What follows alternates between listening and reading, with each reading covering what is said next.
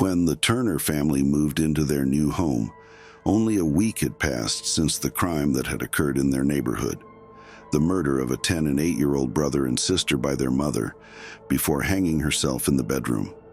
Over the past month, this was the second family massacre in the neighborhood, and still no clear motive.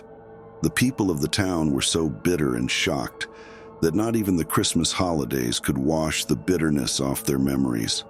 For this reason, many people had decided to spend the new year on a trip. So it was no surprise that on the first night of the new year, there was no one in the neighborhood to notice a little girl walking barefoot with a doll in her arms in the cold and darkness. Her name was Nancy. She was barely 5 years old. She was the youngest member of the Turner family of 4. But what had drawn her out into the dark alleys at night? The answer was one thing: fear. A fear she had experienced long before her age, even before she fully understood its meaning. And now she had only one place to seek refuge: the home of her daycare teacher, Julia, who lived nearby with her husband, Ben, and their 3 children, and was among the few who had stayed home for Christmas. Seeing Nancy with her disturbed appearance and the dark circles under her eyes at that late hour was undoubtedly the strangest scene Julia and Ben had ever witnessed, but not stranger than the story Nancy had to tell.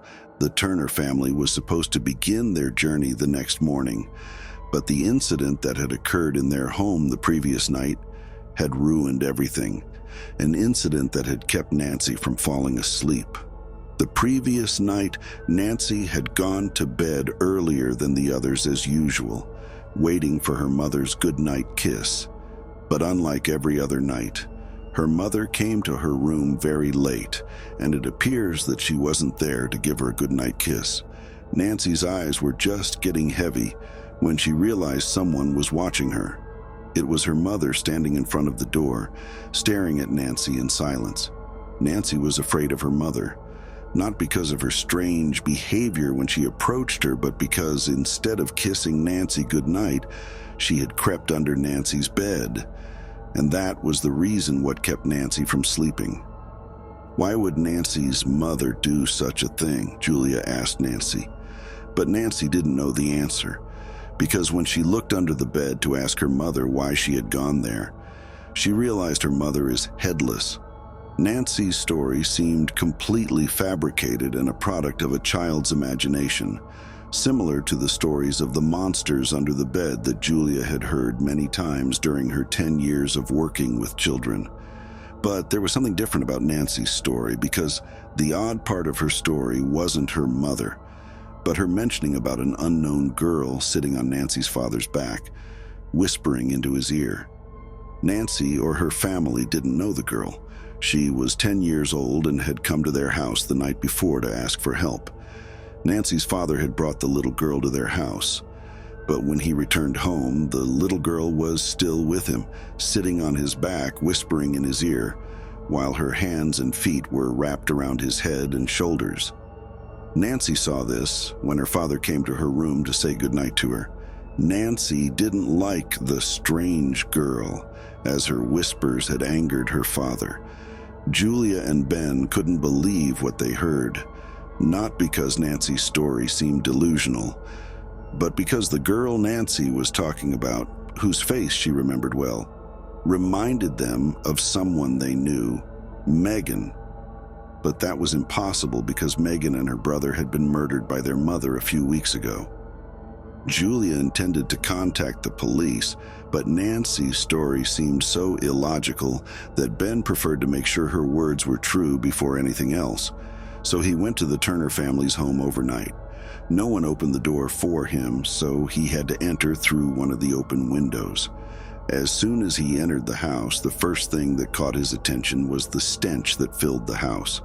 As soon as he saw traces of blood spilled on the floor, Ben called the police, but what he saw in the house moments later made him leave the house quickly before the police arrived.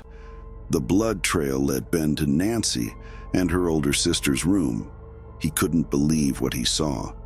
Now he understood that the story Nancy had told was not a product of her imagination, but a childish interpretation of the terrible event that had happened there the night before.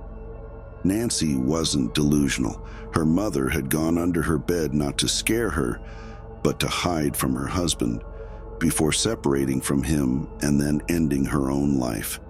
Ben was in disbelief as he stared at the bodies of Nancy's parents, but there was no sign of Nancy's sister.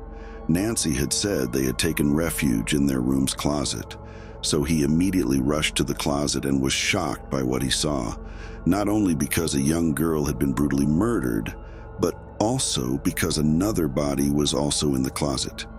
Nancy's body hanging next to her sister's. That's what made Ben leave the house quickly before the police arrived. Julia didn't answer his calls, which worried Ben even more. As he headed towards their house, he thought of the story Nancy had told about the unknown girl, the little girl who had entered the Turner's house for help and had caused such a tragedy. And Ben knew now that he had made a mistake, because the little girl who had left Nancy alone with her family wasn't Nancy. When Ben arrived home, the house was filled with an eerie silence. He called for Julia and their children, but none of them answered. He immediately went to the children's bedroom and saw something that shook him to the core. He didn't need to uncover the blankets to understand what had happened.